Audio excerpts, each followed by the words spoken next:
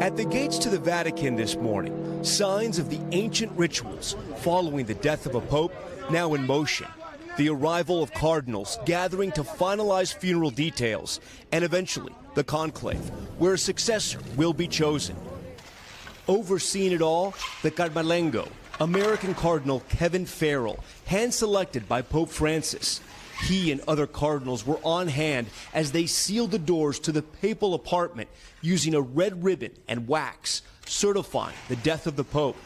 The Vatican also releasing these images, the first sight of the Pope in his coffin at a private ceremony for close friends and family in the chapel of the building where he lived.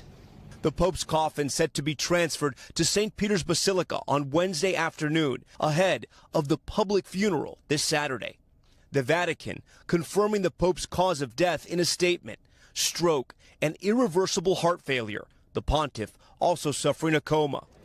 Outside of the streets of Rome, Catholics gathering to pay their respects. He's in our hearts, he's with God right now. Including a rosary prayer service in St. Peter's Square. Across South America and Europe, Africa and Asia, Catholics remembering the life and message of this pontiff. Even in Gaza, a mass was held for the Pope, who prayed for peace in the war-torn region. Until the end, Pope Francis remained dedicated to his ministry, despite recovering from serious illness, making a surprise appearance on Easter Sunday. He taught us that who we are is more important than what we can do. President Trump announcing that he and the First Lady will attend the funeral. He was a good man, worked hard, he loved the world. In his final testament, Pope Francis confirming his wish to be buried in the Basilica of Santa Maria Maggiore. This is where Pope Francis will be buried. It's where he came before and after every papal trip to pray. And now Catholics will come here to pray to him. But first, the faithful will pay their respects at St. Peter's and remember the man who taught the world by his example. He always wanted to be with his people and inspiring us.